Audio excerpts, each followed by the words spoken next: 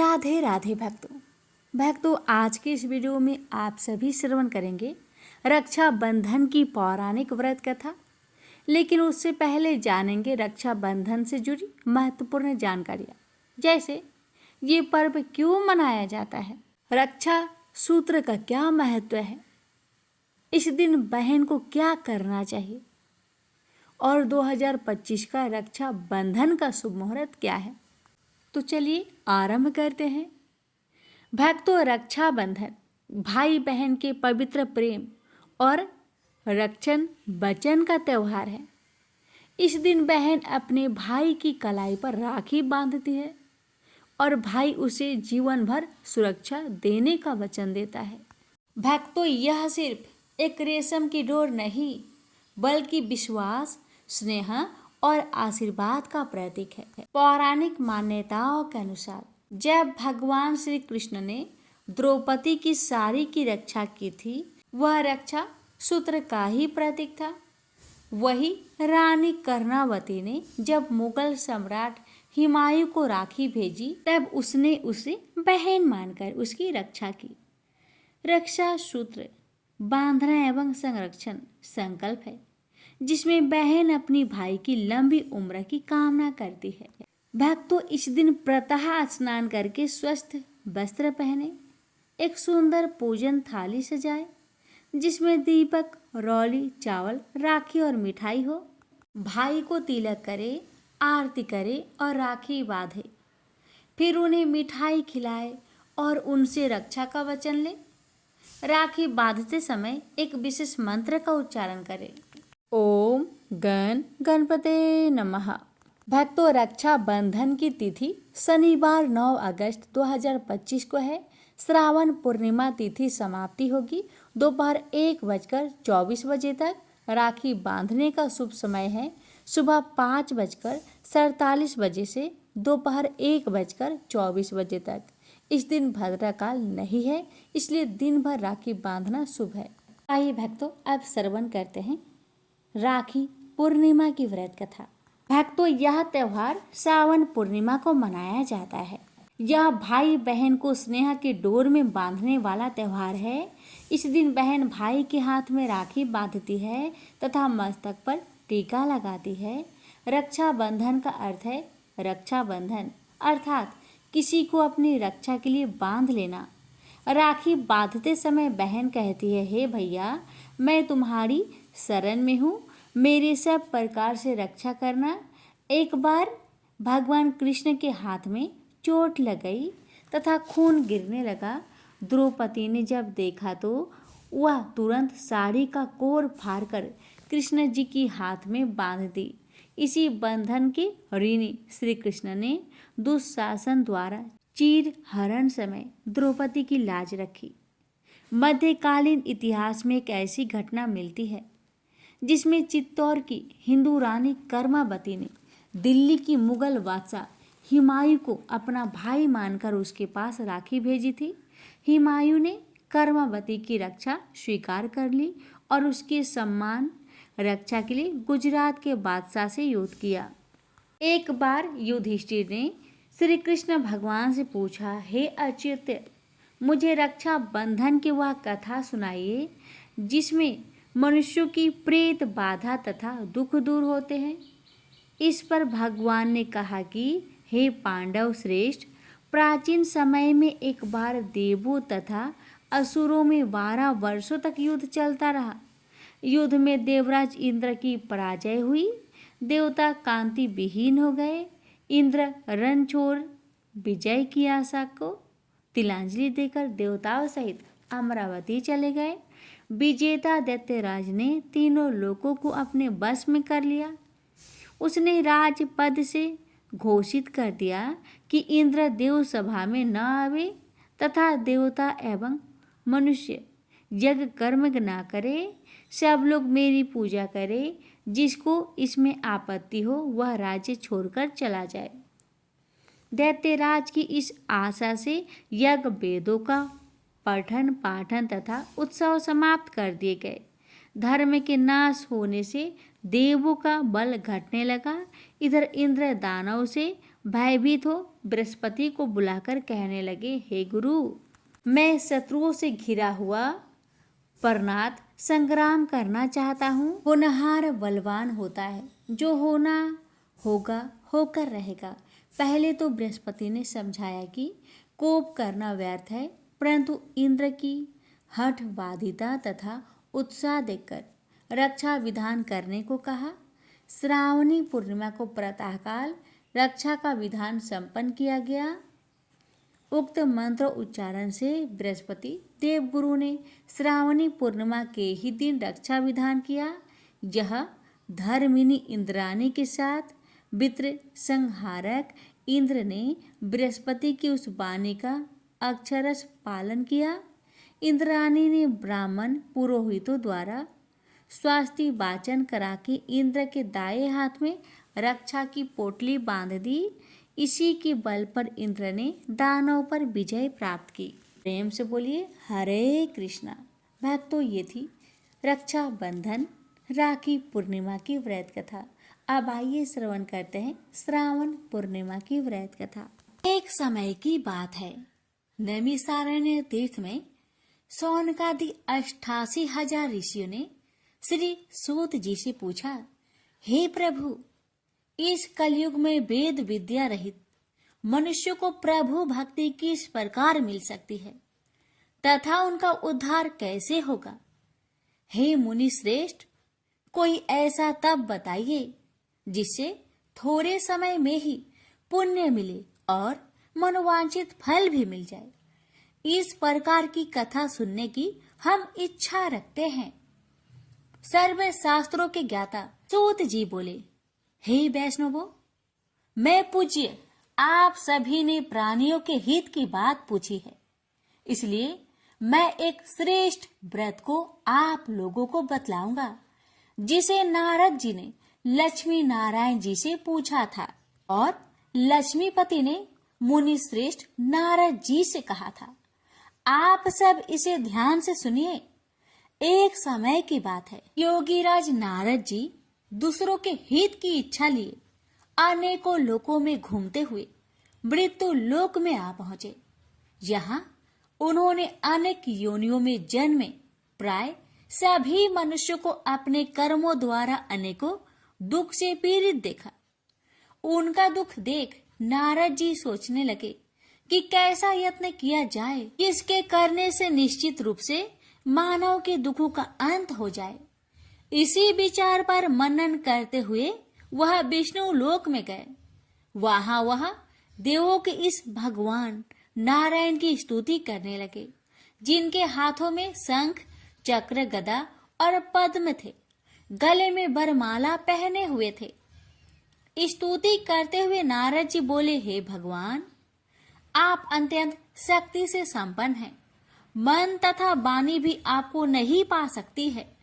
आपका यदि मध्य तथा अंत नहीं है, निर्गुण स्वरूप सृष्टि के कारण भक्तों के दुख को दूर करने वाले, आपको मेरा नमस्कार है।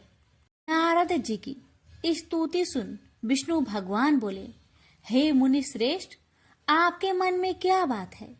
आप किस काम के लिए पधारे हैं, उसे निसंकोच कहो।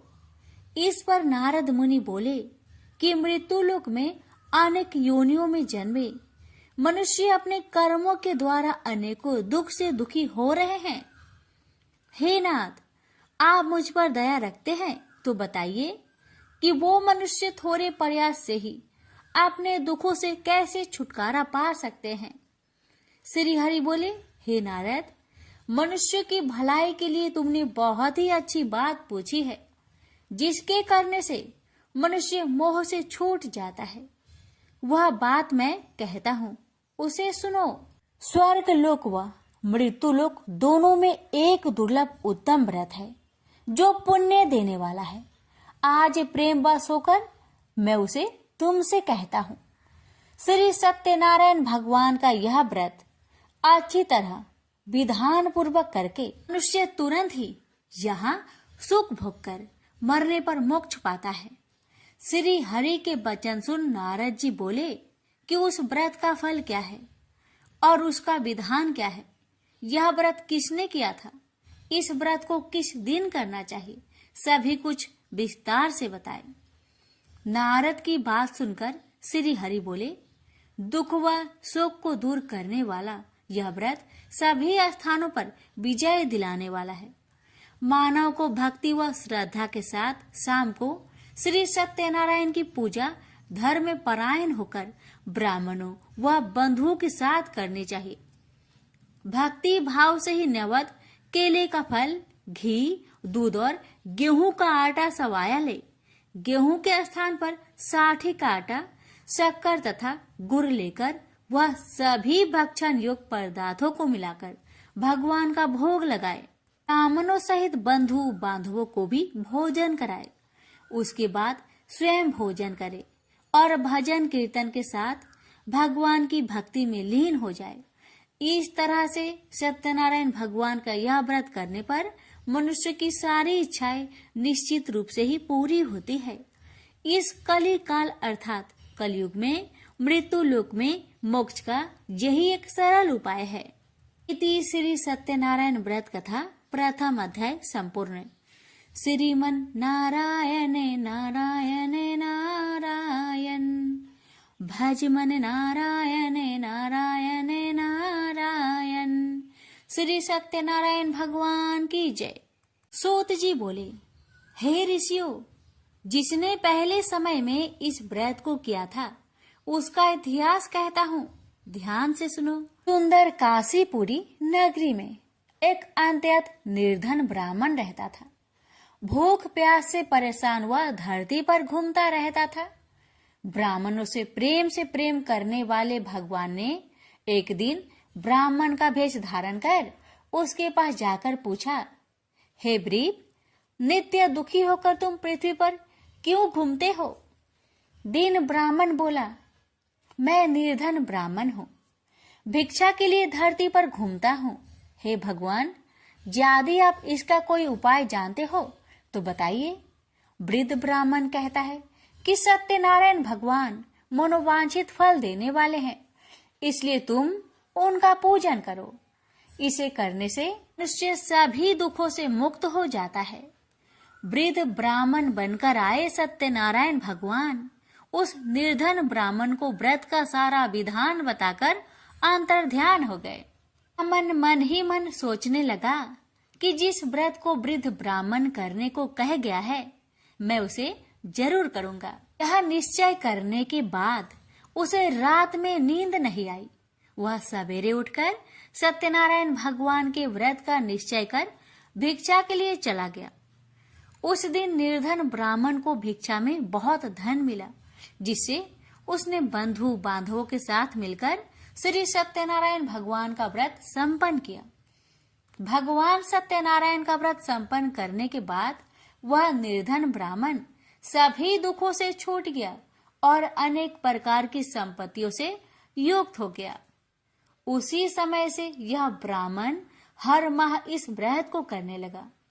इस तरह से सत्यनारायण भगवान के व्रत को जो भी मनुष्य करेगा वह सभी प्रकार के पापों से छूटकर मोक्ष को प्राप्त होगा। जो मनुष्य इस व्रत को करेगा वह भी सभी दुखों से मुक्त हो जाएगा। सूत जी बोले कि इस तरह से नारद जी से नारायण जी का कहा हुआ श्री सत्यनारायण व्रत को मैंने तुमसे कहा।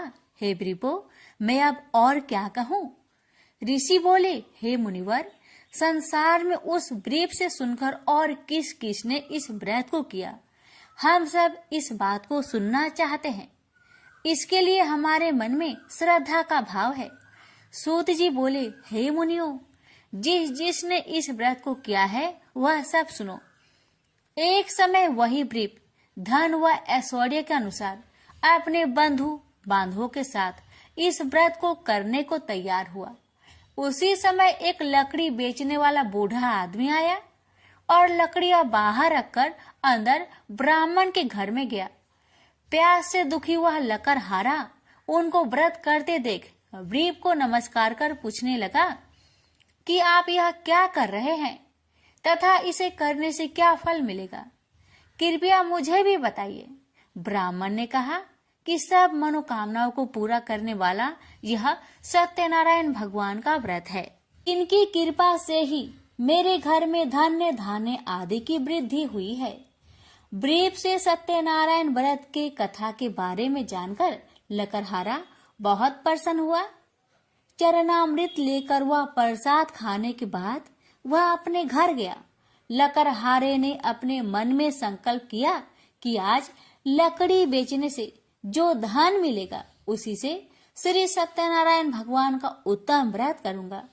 मन में इस विचार को ले बूढ़ा आदमी सिर पर लकड़ियां रख उस नगर में बेचने गया जहां धनी लोग ज्यादा रहते थे। उस नगर में उसे अपनी लकड़ियों का दाम पहले से 4 गुना अधिक मिलता है। बूढ़ा प्रसन्नता के साथ दाम लेकर केले, शक्कर, घी, दूध, दही और गेहूं का आटा ले और सत्यनारायण भगवान की व्रत की अन्य सामग्रियां लेकर अपने घर गया। वहां उसने अपने बंधु बांधवों को बुलाकर विधि विधान से सत्यनारायण भगवान का पूजन और व्रत किया।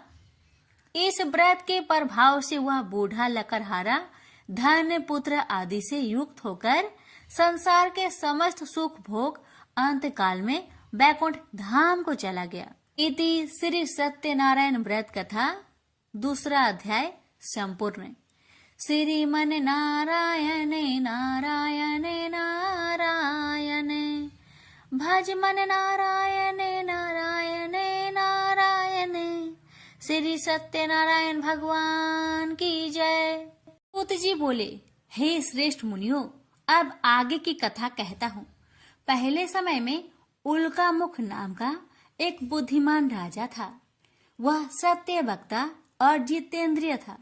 प्रतिदिन देव स्थानों पर जाता और निर्धनों को धन देकर उनके कष्ट दूर करता था। उसकी पत्नी कमल के समान मुख वाली तथा सती साध्वी थी। भद्रशिला नदी के तट पर उन दोनों ने श्री सत्यनारायण भगवान का व्रत किया। उसी समय साधु नाम का एक वैश्य आया। उसके पास व्यापार करने के लिए बहुत सा धन भी था। राजा को व्रत करते देखकर वह विनय के साथ पूछने लगा, हे राजन, भक्ति भाव से पूर्ण होकर आप यह क्या कर रहे हैं? मैं सुनने की इच्छा रखता हूँ, तो आप मुझे बताए। राजा बोले, हे साधु, अपने बंधु बांधवों के साथ पुत्र आदि की प्राप्ति के लिए एक महाशक्तिमान श्री सत्यनारायण भगवान का व्रत व पूजन कर रहा हूँ। राजा के वचन सुन साधु आदर से बोला, हे राजन, मुझे इस व्रत का सारा विधान कहिए। आपके कथा अनुसार मैं भी इस व्रत को करूंगा। मेरी भी संतान नहीं है और इस व्रत को करने से निश्चित रूप से मुझे संतान की प्राप्ति होगी। राजा से व्रत का सारा विधान सुनकर व्यापार से निवृत्त हो वह अपने घर गया। साधु वैश्य ने अपनी पत्नी को संतान देने वाले इस व्रत का वर्णन कह सुनाया और कहा कि जब मेरी संतान होगी तब मैं इस व्रत को करूंगा। साधु ने इस तरह के वचन अपनी पत्नी लीलावती से कहे। एक दिन लीलावती पति के साथ आनंदित हो सांसारिक धर्म में प्रवृत्त होकर सत्यनारायण भगवान की कृपा से गर्भवती हो गई। 10वें महीने में उसके गर्भ से एक सुंदर कन्या ने जन्म लिया। दिनों दिन वह ऐसे बढ़ने लगी जैसे कि शुक्ला पक्ष का चंद्रमा बढ़ता है। माता पिता ने अपनी कन्या का नाम कलावती रखा। एक दिन लीलावती ने मीठे शब्दों में अपने पति को याद दिलाया कि आपने सत्यनारायण भगवान के जिस व्रत को करने का संकल्प किया था उसे करने का समय आ गया है। आप इस व्रत को करिए। साधु बोला कि हे प्रिय, इस व्रत को मैं उसके विवाह पर करूंगा। इस प्रकार अपनी पत्नी को अवशासन देकर वह नगर को चला गया। कलावती पिता के घर में रह वृद्धि को प्राप्त हो गई। साधु ने एक बार नगर में अपनी कन्या को सखियों के साथ देखा तो तुरंत ही दूत को बुलवाया और कहा कि मेरी कन्या की योग वर देखकर आओ। साधु की बात सुनकर दूत कंचन नगर में पहुंचा और वहां देखभाल कर लड़की के सुयोग बनिक पुत्र को ले आया। सुयोग लड़के को देख साधु ने बंधु बांधवों को बुलाकर अपनी पुत्री का विवाह कर दिया। लेकिन दुर्भाग्य की बात ये कि साधु ने अभी भी श्री सत्यनारायण भगवान का व्रत नहीं किया। इस पर श्री भगवान क्रोधित हो गए और श्राप दिया कि साधु को अत्यधिक दुख मिले। अपने कार्य में कुशल साधु बनिया जमाई को लेकर समुद्र के पास स्थित होकर रत्नासारपुर नगर में गया। वहां जाकर दामाद ससुर दोनों मिलकर चंद्रकेतु राजा के नगर में व्यापार करने लगे। एक दिन भगवान सत्यनारायण की माया से एक चोर राजा का धन चुराकर भाग रहा था। उसने राजा के सिपाहियों को अपना पीछा करते देख चुराया हुआ धन वहां रख दिया जहां साधु अपने जमाई के साथ ठहरा हुआ था। राजा के सिपाहियों ने साधु वैश्या के पास राजा का धन पड़ा देखा तो वह ससुर जमाई दोनों को बांधकर प्रसन्नता से राजा के पास ले गए और कहा कि उन दोनों चोरों को हम पकड़ लाए हैं, आप आगे की कार्रवाई की आज्ञा दे। राजा की आज्ञा से उन दोनों को कठिन कारावास में डाल दिया गया और उनका सारा धन भी उनसे छीन लिया गया। श्री सत्यनारायण भगवान के श्राप से साधु की पत्नी भी बहुत दुखी हुई। घर में जो धन रखा था उसे चोर चुरा ले गए। शारीरिक तथा मानसिक पीड़ा व भूख प्यास से अति दुखी हो अन्न की चिंता में कालावती के ब्राह्मण के घर गई। वहां उसने श्री सत्यनारायण भगवान का व्रत होते देखा। फिर कथा भी सुनी। वह प्रसाद ग्रहण कर वह रात को घर वापस आई। माता ने कलावती से पूछा कि हे पुत्री, अब तक तुम कहाँ थी, तेरे मन में क्या है? कलावती ने अपने माता से कहा, हे माता, मैंने एक ब्राह्मण के घर में श्री सत्यनारायण भगवान का व्रत देखा है। कन्या के वचन सुन लीलावती भगवान की पूजन की तैयारी करने लगी। लीलावती ने परिवार व बंधुओं सहित सत्यनारायण भगवान का पूजन किया और उनसे वर मांगा कि मेरे पति तथा जमाई शीघ्र घर आ जाए। साथ ही यह भी प्रार्थना की कि हम सबका अपराध क्षमा करे। श्री सत्यनारायण भगवान इस व्रत से संतुष्ट हो गए और राजा चंद्रकेतु को सपने में दर्शन दे कहा कि हे राजन, तुम उन दोनों वेश्या को छोड़ दो और तुमने उनका जो धन लिया है उसे वापस कर दो। अगर ऐसा नहीं किया तो मैं तुम्हारा धन, राज्य व संतान सभी को नष्ट कर दूंगा। राजा को यह सब कहकर वह अंतर्ध्यान हो गए। अतः काल सभा में राजा ने अपना सपना सुनाया। फिर बोले कि बानिक पुत्र को कैद से मुक्त कर सभा में लाओ। दोनों ने आते ही राजा को प्रणाम किया। राजा मीठी बानी से बोला, हे महानुभावो, भाग्यवश ऐसा कठिन दुख तुम्हें प्राप्त हुआ है, लेकिन अब तुम्हें कोई भय नहीं है। ऐसा कह राजा ने उन दोनों को नए वस्त्र भूषण भी पहनाए और जितना धन उनका लिया था उससे 2 गुना धन वापस कर दिया। दोनों वेश्या अपने घर को चल दिए। श्री सत्यनारायण व्रत कथा का 3रा अध्याय संपूर्ण। श्रीमन नारायण नारायण नारायण, भज मन नारायण नारायण नारायण। श्री सत्यनारायण भगवान की जय। सूत जी बोले, वैश्या ने मंगलाचार कर अपनी यात्रा आरंभ की और अपने नगर की ओर चल दिया। उसके थोड़ी दूर जाने पर एक दंड वेशधारी श्री सत्यनारायण ने उनसे पूछा, हे साधु, तेरी नाव में क्या है? अभिमानी बानिक हंसता हुआ बोला, हे दंडी, आप क्यों पूछते हो? क्या धन लेने की इच्छा है? मेरी नाव में तो बेल व पत्ते भरे हुए हैं। वैश्या के कठोर वचन सुन भगवान बोले, तुम्हारा वचन सत्य हो। दंडी ऐसे वचन कहे वहां से दूर चले गए। कुछ दूर जाकर समुद्र के किनारे बैठ गए। दंडी के जाने के बाद साधु वैश्या ने नित्य क्रिया के पश्चात नाव को ऊंची उठते देखकर अचंभा माना और नाव में बेल पत्ते आदि देख वह मूर्छित हो जमीन पर गिर पड़ा। मूर्छा खोलने पर वह अत्यंत शोक में डूब गया। तब उसका दामाद बोला, कि आप शोक ना मनाए, यह डंडी का श्राप है। इसलिए हमें उनकी शरण में जाना चाहिए, तभी हमारी मनोकामना पूरी होगी। दामाद की बात सुनकर वह डंडी के पास पहुंचा और अत्यंत भक्ति भाव नमस्कार करके बोला, मैंने आपसे जो असत्य वचन कहे थे उनके लिए मुझे क्षमा दे। ऐसा कहकर महान शोकातुर हो रोने लगा। डंडी भगवान बोले, हे बानिक पुत्र, मेरी आज्ञा से बार बार तुम्हें दुख प्राप्त हुआ है, तू मेरी पूजा से विमुख हुआ। साधु बोला, हे भगवान, आपकी माया से ब्रह्मा आदि देवता भी आपके रूप को नहीं जानते, तब मैं अज्ञानी कैसे जान सकता हूँ? आप प्रसन्न होइए, अब मैं सामर्थ्य के अनुसार आपकी पूजा करूंगा। मेरी रक्षा करो और पहले के समान नौका में धन भर दो। साधु वैश्य के भक्ति पूर्वक वचन सुनकर भगवान प्रसन्न हो गए और उसकी इच्छा अनुसार वरदान देकर अंतर ध्यान हो गए। ससुर जमाई जब नाव पर आए तो नाव धन से भरी हुई थी। फिर वही अपने अन्य साथियों के साथ सत्यनारायण भगवान का पूजन कर अपने नगर को चल दिए। जब नगर के नजदीक पहुंचे तो दूत को घर पर खबर करने के लिए भेज दिया। दूत साधु की पत्नी को प्रणाम कर कहता है कि मालिक अपने दामाद सहित नगर के निकट आ गए हैं।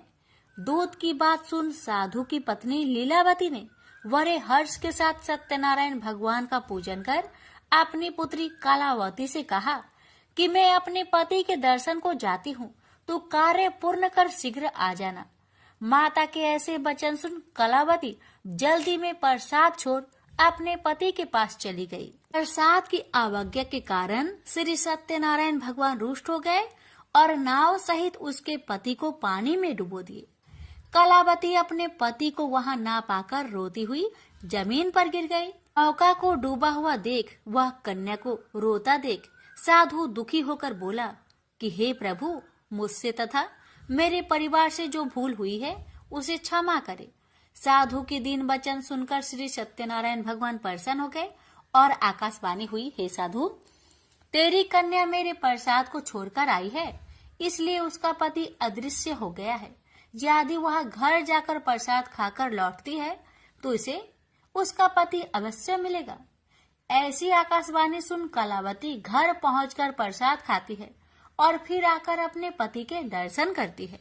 उसके बाद साधु अपने बंधु बांधवों सहित श्री सत्यनारायण भगवान का विधि विधान से पूजन करता है। इस लोक का सुख भोग वह अंत में स्वर्ग जाता है। इति श्री सत्यनारायण व्रत कथा चतुर्थ अध्याय संपूर्ण। श्रीमन नारायणे नारायणे नारायणे भज मन नारायणे नारायणे नारायण। श्री सत्यनारायण भगवान की जय। श्री सूत जी बोले, हे ऋषियों, मैं और भी एक कथा सुनाता हूँ, उसे भी ध्यान पूर्वक सुनो। प्रजा पालन में लीन तुंगध्वज नाम का एक राजा था। उसने भी भगवान का प्रसाद त्याग कर बहुत ही दुख प्राप्त किया। एक बार वन में जाकर वन्य पशुओं को मारकर वह बर के पेड़ के नीचे आया। वहां उसने ग्वालों को भक्ति भाव से अपने बंधुओं सहित सत्यनारायण भगवान का पूजन करते देखा। अभिमान बस राजा ने उन्हें देखकर भी पूजा स्थान में नहीं गया, न ही उसने भगवान को नमस्कार किया। ग्वालों ने राजा को प्रसाद दिया, लेकिन उसने वह प्रसाद नहीं खाया और प्रसाद को वही छोड़कर वह अपने नगर को चला गया। जब वह नगर में पहुंचा तो वहां सब कुछ तहस नहस हुआ पाया, तो वह शीघ्र ही समझ गया कि यह सब भगवान ने ही किया है। वह दोबारा ग्वालों के पास पहुंचा और विधि पूर्वक पूजा कर प्रसाद खाया, तो श्री सत्यनारायण भगवान की कृपा से सब कुछ पहले जैसा हो गया। दीर्घ काल तक सुख भोगने के बाद मरोना उपरांत उसे स्वर्ग लोक की प्राप्ति हुई। तो मनुष्य परम दुर्लभ इस व्रत को करेगा तो भगवान सत्यनारायण की अनुकंपा से उसे धन्य धान्य की प्राप्ति होगी। निर्धन धनी हो जाता है और भय मुक्त हो जीवन जीता है। संतानहीन मनुष्य को संतान सुख मिलता है और सारे मनोरथ पूर्ण होने पर मानव अंत काल में वैकुंठ धाम को जाता है। सूत जी बोले, जिन्होंने पहले इस व्रत को किया है, अब उनके दूसरे जन्म की कथा कहता हूँ। वृद्ध संतानंद ब्राह्मण ने सुदामा का जन्म लेकर मोक्ष की प्राप्ति की। लकरहारे ने अगले जन्म में निषाद बनकर मोक्ष प्राप्त किया। उल्कामुख नाम का राजा दशरथ होकर बैकुंठ को गए। साधु नाम के वैश्य ने मोर ध्वज बनकर अपने पुत्र को आरे से चीरकर मोक्ष पाया। महाराज तुंग ध्वज ने स्वयंभू होकर भगवान में भक्ति युक्त हो कर्म कर मोक्ष पाया। श्री सत्यनारायण व्रत कथा का 5वां अध्याय संपूर्ण हुआ। श्रीमन नारायण नारायण नारायण, भज मन नारायण नारायण नारायण, श्री सत्यनारायण भगवान की जय। शास्त्रों के मुताबिक एक दिन गणेश जी और कार्तिकेय स्वामी के बीच प्रतियोगिता हुई कि कौन सबसे पहले संसार का चक्कर लगाकर लौटता है। कार्तिकेय स्वामी का वाहन मयूर यानी मोर है और गणेश जी का वाहन चूहा है, जो कि मोर की अपेक्षा बहुत धीरे चलता है। कार्तिकेय तो अपने वाहन मयूर पर बैठकर उड़ गए, लेकिन गणेश जी का वाहन चूहा है, तो उन्होंने विचार किया कि अगर मैं चूहे पर बैठकर संसार की परिक्रमा करूंगा तो बहुत समय लग जाएगा। कार्तिकेय ये प्रतियोगिता जीत जाएंगे। उन्होंने कुछ सोचा और फिर शिव पार्वती की परिक्रमा करनी शुरू कर दी। गणेश जी ने कहा कि मेरा संसार तो मेरे माता पिता ही हैं। गणेश जी की बुद्धिमानी से शिव जी इतने प्रसन्न हुए कि उन्होंने अपने पुत्र गणेश को प्रथम पूज्य होने का वरदान दे दिया। हालांकि इस बात से कार्तिकेय स्वामी गणेश जी के साथ ही शिव पार्वती से भी नाराज हो गए थे। नाराज होकर कार्तिकेय स्वामी क्रोच पर्वत पर रहने चले गए। ये पर्वत वर्तमान में मल्लिकार्जुन ज्योतिर्लिंग जहाँ है वहाँ स्थित है। गणेश जी तो प्रथम पूज्य बन गए, लेकिन नाराज कार्तिकेय को मनाने के लिए शिव पार्वती ने बहुत कोशिशें की। जब कार्तिकेय स्वामी की नाराजगी दूर नहीं हुई, तब शिव पार्वती ने तय किया कि अब से वे हर अमावस और पूर्णिमा पर बारी बारी से कार्तिकेय से मिलने पहुंचेंगे। मान्यता है कि इसी कथा की वजह से मल्लिकार्जुन ज्योतिर्लिंग में शिव पार्वती ज्योति स्वरूप में विराजित रहते हैं।